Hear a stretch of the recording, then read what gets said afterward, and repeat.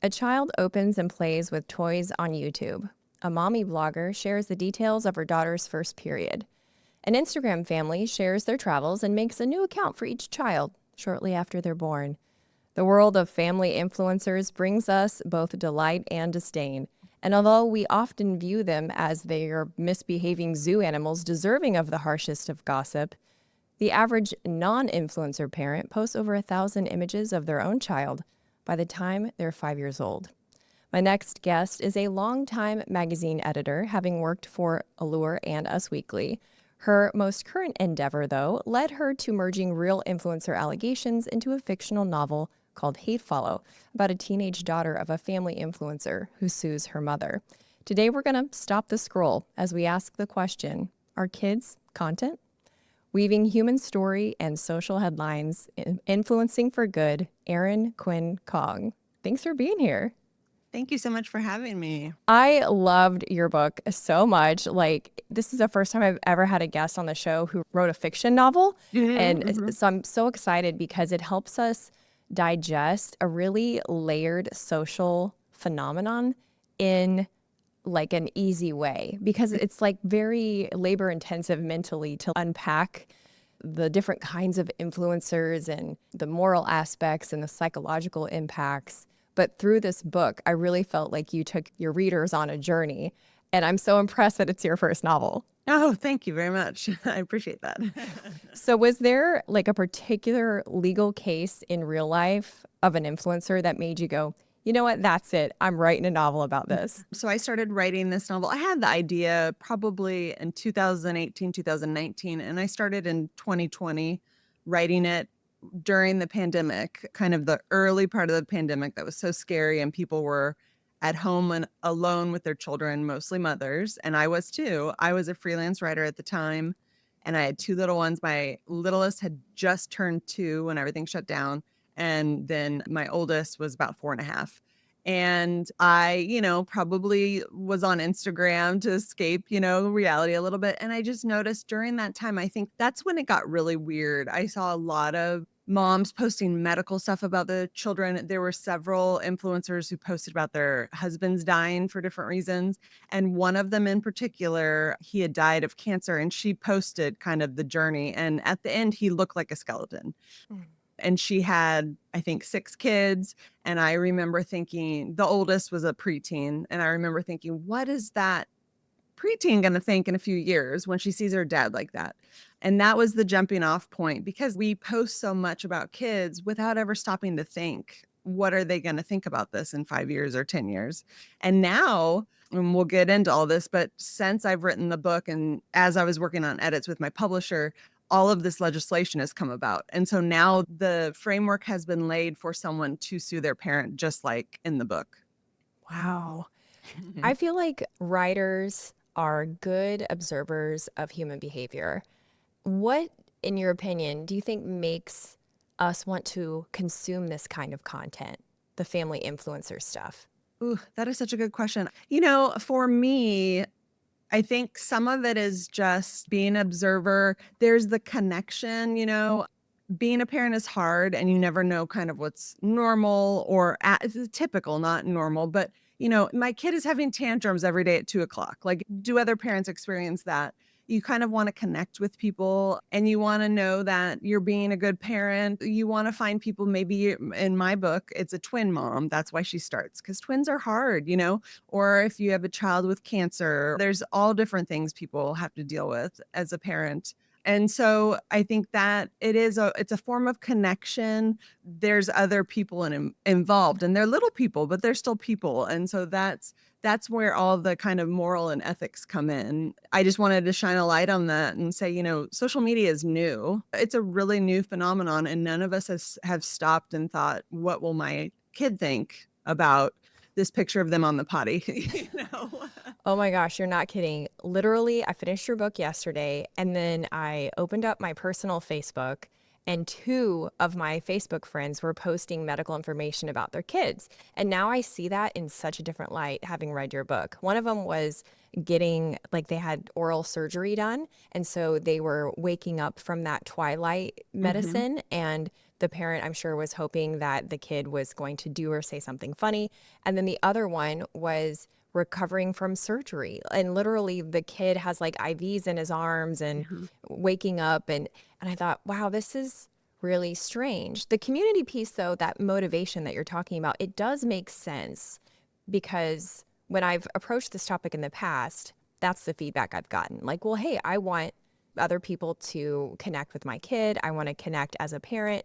How did we do this before social media, though? Right. That's a great question. Or it's, I didn't know my child had leukemia. If I had known these signs, I want to tell people what the kind of hidden signs are.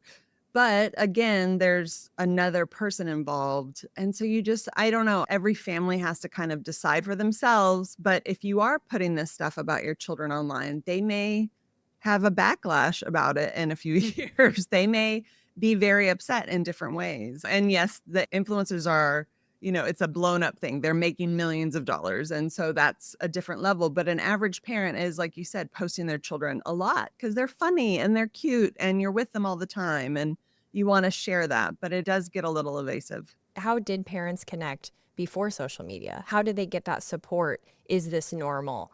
Mhm. How do I, answering those questions? Like I wish I could have a whole album of posts from friends about like nipple covers and nipple cream. Because I mean, breastfeeding, that is Uh-huh. no joke. I mean, that is Yeah. not for the faint of heart. More Mhm. power to you, breastfeeding moms. But I'm like, wow, I feel like I just entered a very private conversation, but I didn't. Mhm. I just opened Facebook. So how did parents do this before? I mean, do you remember? So mommy blog started about 20 years ago. It's been that long? It's been that long. Yeah. Oh my Yeah. I gosh. So know. we don't remember. So we don't remember.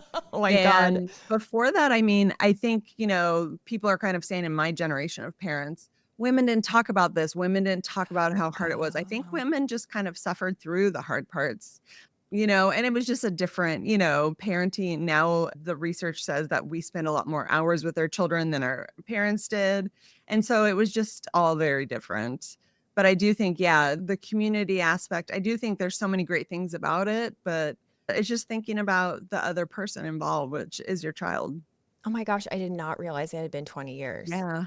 That is bananas. Mhm. Oh, wow. Oh, and what a good point you bring up that we as women suffered in silence. There are male family bloggers and influencers, but they're only now becoming more popular. Do you feel like the criticism towards family bloggers and influencers unfairly criticizes women?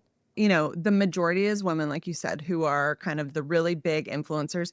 And, women we're the ones, we have makeup and the fun clothes and the fun hair. And so I think women are kind of the shiny aspect. And then the kids also are the shiny aspect with their cute clothes and their cute jokes and all of that.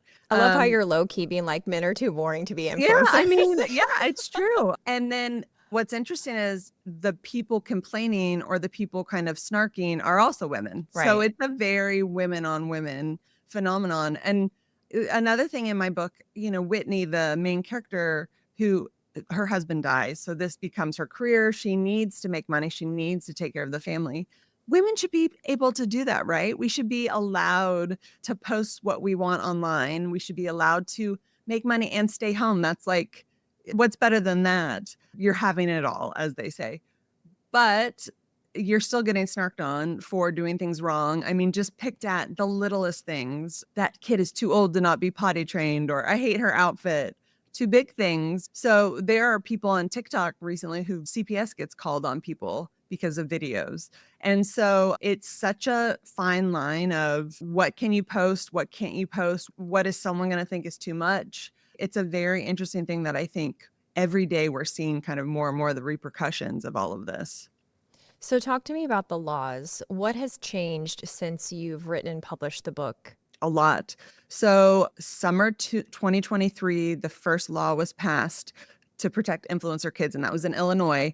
And that was purely money. And so parents of influencer kids are, or influencer families are supposed to keep a certain percentage of money for their children until they're 18. So that law was passed in Illinois, and that was the first state. So that was summer 2023. And then Minnesota was the second state. They passed a monetary law, but also a right to be forgotten is what they call it. And so the kids get the money, and then also they can ask social media platforms to take down certain things at the age of 18.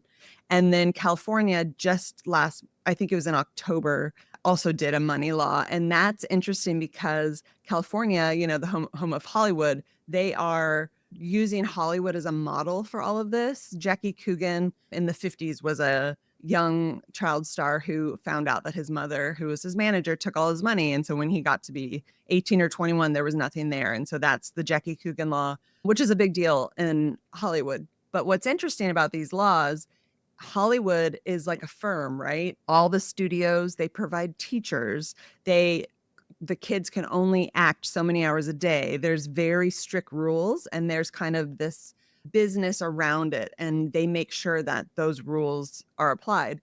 But these are families that are doing the influencing. So who's going to make sure this happens? And that is what everyone is kind of waiting to see what happens. So there's laws now, but if the parents don't obey the laws, then what? And so that's kind of what's coming. And then there are 10 other states who either have laws. The legislation's kind of going through the structure of everything, and will get voted on eventually. So yeah, I mean, that's a good chunk of states that are looking at this and realize it's serious. But that's all just happened in like a year and a half, which is really crazy. We make a good point about the child actors because some might contest, well, how is this any different than being a child actor? Mhm. And so there's children that appear on commercials and their face is on social media as an ad. What's the difference? But it is different in that the kid on set leaves set and he Mhm. goes home, whereas Mhm. the kid at home could be filmed and he doesn't even know he's being filmed. Right. Parents are your bosses. Oh, yeah, which is So, sticky. yeah, they can take you out of school. They can make you work until midnight. If your kind of best interests are at heart for them, they can do whatever they want and there's no one to stop them. And so it's kind of scary.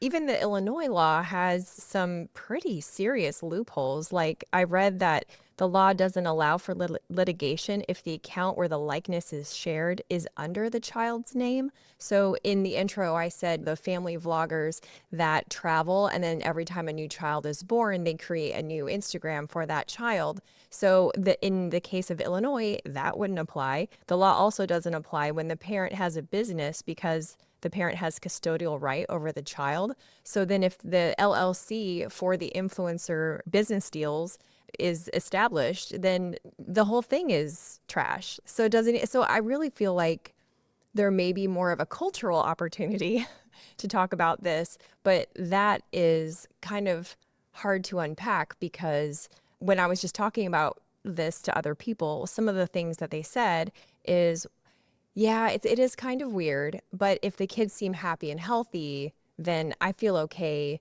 consuming that content. What do you think about that? Well, I mean, that's a whole other can of worms because, of course, they're only going to post the good stuff. I think the biggest one that has really come to light is Ruby Frankie was a big YouTube star. Her family, a family in Utah, 6 kids, and their YouTube channel was 8 passengers. And she was arrested for child abuse and actually got 4 to 30 years in prison. Her daughter, Sherry Frankie, just released a book January 7th about kind of how, the behind the scenes of all of this stuff. And she actually testified in Utah and said there is no moral or ethical way to be a family blogger because the audience doesn't know what's really going on. But you bring up an interesting point because I've talked to Dr. Jessica Maddox she's a professor at University of Alabama. She is one of the people kind of studying all of this. And she said the families, of course, are the biggest piece, but also the people who watch it need to quit watching it. All of these big tech companies, when Ruby Frankie was arrested, YouTube put out a quick statement, but that's it. Children are big money for these platforms. And that's the other thing about these laws. Nothing is being said about YouTube or Instagram or TikTok because nobody is going to go after those guys. I mean, I think that's been even more clear with the new administration. Like these guys are all kind of involved in all of this and it's all money. So unless something happens that's really big and kind of becomes like a cultural thing that rises up. I just don't know what will happen with the laws. We will see. It'll be interesting. But yeah, that's interesting about Illinois for sure, that they have loopholes. I mean, those are not even holes. Those Yeah. are like gaping voids, you know? Yeah. It's Yeah. pretty bad. I Yeah. mean, Ryan's World, that, you know, the The kid that little opens kid. all the gifts Mhm. on YouTube or toys on YouTube, he netted, I think it was 30 million in 2023. I 30 love it. million, He has Erin. his own toy line, I think, at Target. He's Yeah. 12. Yeah. He's 12. Yeah. And so, like, I mean, we're talking about big money, but we're talking about individual people. And that's, I think, why it's so hard for us to wrap our heads around it, because I found myself on a journey when I was reading your book. And I've also talked with Dr. Elaine Casket, who's a cyber psychologist, about the impact of posting children. We didn't even touch influencers. Like, we just were talking about as a individual non-business families. But I was like, well, yeah, but Boss Baby Brody's so cute. And like, he obviously wants to be in front of the No. camera, right? And then I was realizing, well, wait a minute. He could just be a performer, but by having the camera on, it changes his behavior, and his brain is in that very plasticky stage. So this could actually change the way that he Mhm. develops Mhm. socially in his Yeah. physical brain. But Right. then I swing back to, like, I'm just one person. And what if I don't even like it? What if I just want to like look at it? Do Mhm. you see where the struggle is? Yeah. Well, and I think for me, the big thing, because I have two little kids, and so my oldest is 9.5. And, when the book came out, especially, she wanted to be at the launch party and she read my book and she gave me feedback. That's adorable. And oh, she's hilarious. I love And her already. right. And she said, "Oh, I want post my picture, but she has no idea what that means. She doesn't realize the scope of, if I have a public Instagram, anyone can look at that." And I think that is the scary part. There's kind of three influencer kids besides Sherry Frankie who've spoken out, and every single one of them says people followed me home. People sent me underwear. It's like there's so much creepiness online. And so parents are not protecting their children from strangers, essentially. And it's millions of strangers. They don't even know who they are. That's the thing with, what is it, Baby Brody? I know exactly who you're talking about, the adorable dancer. But if you saw him in public, you'd be like, "Oh, I know him. He's so cute." But what if a pedophile saw him in public? That's, I think, what's really scary to me, because you just can't protect your kids from that. Even if I just came up to him, and obviously I'm not a pedophile, but like, if Right. I went up to him and was like, "Oh, Brody, I see your dance videos. I think they're really cool." For a generation that was impacted so severely by COVID quarantine already, they have all these things they have to overcome. Like, all the masks had an impact on their ability to recognize social cues and see facial expressions, and Mhm. the isolation, and that those are truly generational obstacles now. And then on top of that, you don't have the opportunity to be an assertive young person and say, "Oh, hi, nice to meet you. I'm Brody." Instead, I have this parasocial relationship with you already. And so we're skipping ahead in our steps of social norms. You know what I mean? Mhm. Mhm. Yeah, and then when he is a little older and going through puberty and maybe not wanting the attention, Yeah. And I think a lot, I always tell people, I spend a lot of time thinking about Taylor Swift because she makes so much money and she's so talented and wonderful. But at the end of the day, that woman will never have a normal life. And I remember, I don't know if you remember this, but when Sarah Jessica Parker, when the high of Sex and the City had her baby, and she was on the steps of the hospital in New York, and, the tabloids were taking pictures. That's what will happen if Taylor Swift has kids. It'll be like, this kind of, they are not just her children. There are children. It's the parasocial thing you talked about. But for little kids, they're, like you said, their brains haven't developed. So when he's in college, what's that going to be like? When he's trying to get a job, will a normal job even satisfy him because he's made $1 million a year on Instagram? I don't know. It's just a really fascinating thing to kind of play out as life goes on for these kids. That's true. The excessive dopamine hit of having almost immediate reactions and likes and shares really creates a withdrawal when you have to be at all within like typical society. So from your standpoint, should people unfollow family influencers? I mean, I don't want to preach at anyone, and it's ultimately your decision, but I do think you need to think critically. What are you seeing? And is it kind of odd? And does it make you uncomfortable at times? I don't anymore follow these people. And there are ones that make me uncomfortable. It just seems odd that that is their job. That's their entire livelihood, and their children are always there, kind of on camera. So it does make you think. I do not share my children on any public platform, and that's a decision I've made. And I've had a lot of people say since reading Hate Follow, they've done the same thing, that they just kind of realize the safety element and the privacy element. But I also feel another thing, as just a mom, I have older family on like Facebook, which is private. I know they want to see my kids. They tell me, "Oh, when you post something about your kids, it's the best day for me." And so that's another weird thing, is you feel pressure to kind of share them. And so I really have to tamp that down. I share more on my private Facebook than on my public Instagram. That's more my author Instagram. But I mean, I think for parents, you have to decide for yourself what you're going to consume and what you're going to share and how you're going to share it. You just have to be really careful and kind of know the risks, and then decide as a family what you're going to do.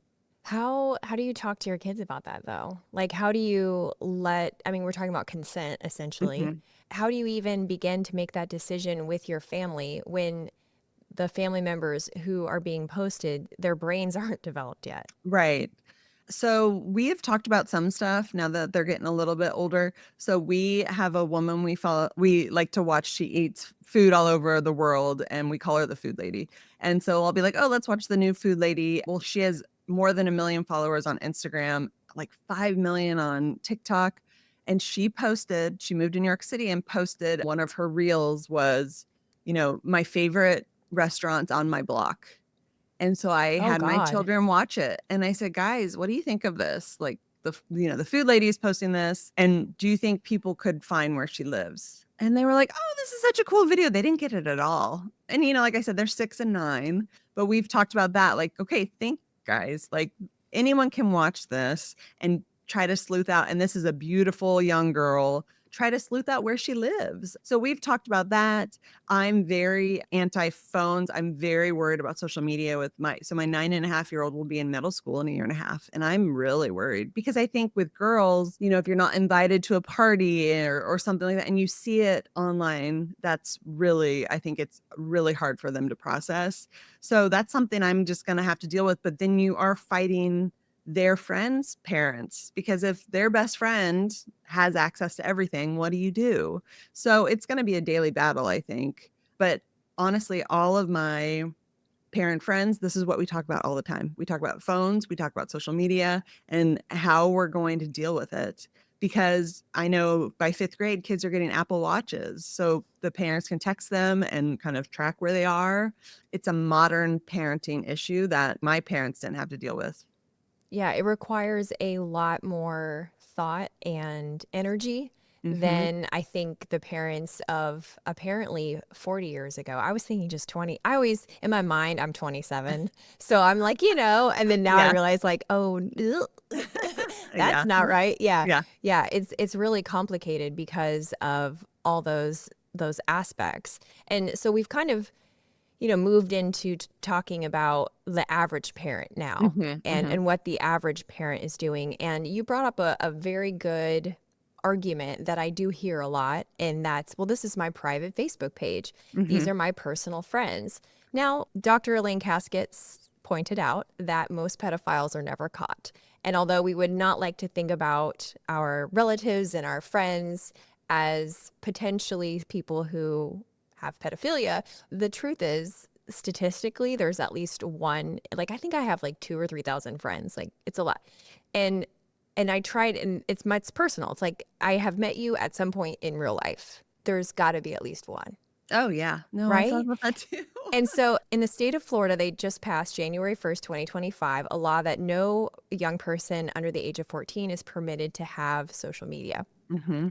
So if they're not permitted to have social media, why can their parents post about them on social media. Yep. And And how so, are they preventing the children from getting a social media? Because is it just oh, I don't how know. old are you? Can they just lie about how Yeah, old they are? I don't exactly. know. I have Yeah. absolutely no idea how Yeah. there's definitely problems with banning things for Mhm. sure. But that's kind of why I like to have these sorts of conversations, because we're not waiting on legislation. Certainly it's helpful. It's helpful for you as a parent because you can say to your kid, well, it's, now TikTok's gone or whatever. And then that's something that impacts all families across the board at the same time. And so there's not that comparison dynamic at work. But do you have any thoughts around, what people post on their private Facebook page? Like, is it anything goes because it's your private Facebook page? I mean, I've seen people post pictures of, their loved ones who have passed away. Oh, yeah. Yeah. No, I agree with you. I think it's a fascinating thing because I think, and especially because I'm friends with a lot of writers, and there's such a premium kind of put on exposing something deep and dark about yourself, right? And so people will share one day, oh, I had a horrible mommy day, and kind of share stuff. And so I don't know if that's something people are kind of reevaluating, like think about 10 years ago when Facebook kind of, or maybe 15 years ago, when Facebook started, we would all kind of put how we were feeling that day with a line, right? And now you look back and you're like, those are so embarrassing when they come up on your memories. But I thought exactly what you said is, you don't know, a creepy uncle or someone else's friend. That's the thing too with Facebook, is you don't know sometimes, like if my husband may have 600 friends, and I don't know all of them. So you're kind of connected in ways. So your photos, I think if you post them, you have to be aware that anyone could get a hold of them and figure out what that means to you and your family. But it is, I think for a long time, just no one thought anything of it. But I Mm-hmm. do think there's been another really great book that came out this summer, Anxious Generation, about young kids, and since COVID, how they've, like suicide rates are up and all that. But the psychologist, Jonathan Haidt, said a lot of it is social media and phones. And I do agree with that. It really just puts everything in your face socially for these kids, and it's not healthy in a lot of ways. It's a decision. Everything you post is a decision, and maybe just take a second more to think before you post it. Yeah, I think so too. And I have more friends recently who have decided not to share their kids at all. Mhm. They don't even write dialogue about them. So Mhm. there's no potty training stories. There's Mhm. no nipple cover recommendations. None of that. And I asked this one particular woman I have in mind when I'm talking is I followed up with her and said, "Well, how do you handle the pressure from family members?" So I guess they have like a Google Mhm. album, and inside the Google album you can like and comment and all that. Now, that's another rabbit hole, is the Mhm. privacy of Google in general is not Mhm. fantastic. Right. And you're still sharing with a group Uh-huh. that there still could be a creepy uncle in. But Mhm. I think it's probably a step in the right direction. Mhm. Yeah. I've heard about other apps too. And that is, I mean, that's a good option. Then you kind of get the feedback, oh, your kids are so cute, and it's such a bizarre thing that you do want to share them because they're such a big part of your life and they are so cute. And then it goes so fast. That's probably a better option than Facebook or Instagram. But you still have to wonder about the safety. You just have to lock it Yeah. down best you can. I have a couple more pushback points that I want your take on. And one of them is NIL, name, image, likeness. So a lot of students who are professional athlete hopefuls, they will have their parents help them create very curated public, usually Instagram accounts in order to attract the eyes of recruiters. And it works. They get, the eyes and meetings of recruiters, whereas they would not normally. How could a parent navigate that when that is a tremendous amount of positive feedback? We're talking about free money for college. And so these kids are, I'm thinking like 16, 17, No, 18? no, No. no. Oh, how old are they? The ones that I've spoken to are 13 and 14 Oh, because they man. have to start early to show their progression and skill Oh, sets as an athlete. And, yeah. and an athlete, by the way, it does vary. The athlete could be a gymnast. And so we're Mhm. talking about leotards. The athlete could Right? be a swimmer. So we're talking about Swimwear. And so this is a really interesting point. So there's 3 all women, former influencer kids who have spoken out. And so it's kind of different levels. One who's 30, her mom was a blogger and blogged everything. The other one is 25. Her mom also was a big blogger and she testified. Her name's Cam Barrett. She testified for the Washington law, which actually did not pass. And then there is a former gymnast named Whitney Birkin, who the New York Times did a great podcast with her. She just turned 20. She says, looking back, she took more and more control of all the images her dad would post or the videos. I think she was more on YouTube, but he quit his job to manage her. Oh, wow. And so that's when I think, it gets a little, you have to just figure out, as a family, is this worth it? And the New York Times, when she did the podcast, they said, you could almost hear as they asked questions, it turning in her head, like, was that okay? Because she's only 20. She's still figuring it out. What's interesting about all 3 women I mentioned, they're all very much still online. And it becomes such a big part of them. And it's such a big part of how they make money that then they feel like they've taken control of it. So they can tell you horrible stories that happened when they were kids, but that doesn't make them get off the internet themselves. So I don't know. I mean, I don't have a child who's trying to attract that kind of attention. Maybe things would change if I did. I don't know. That's a great question. That's such a specialized thing, but there's probably a lot of kids doing that. And so again, I think the families have to figure out how to lock it down best they can. But Whitney is the one who said her followers sent her underwear. They found her address and sent her underwear when she was a teenager. So it's kind of weird. That is weird. It really is.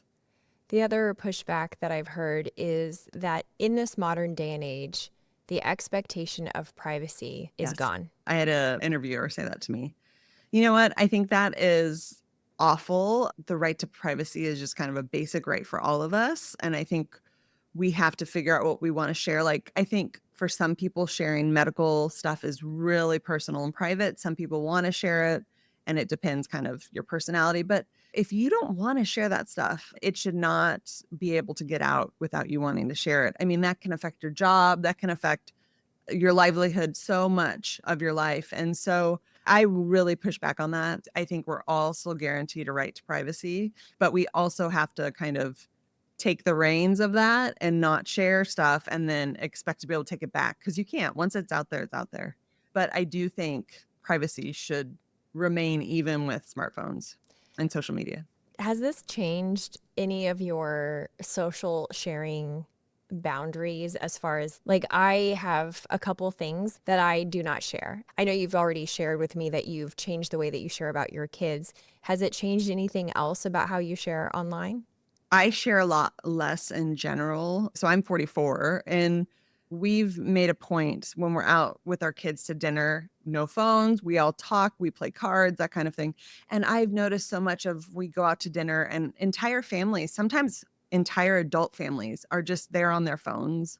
And it really bothers me. Like, I feel like we've lost so much of just a normal connection in a lot of ways. And even when you think of what a smartphone is, it's a mini computer. So we're all attached to work essentially, but we think it's fun, right? And so I think I've just thought a lot more critically about how I want to spend my time.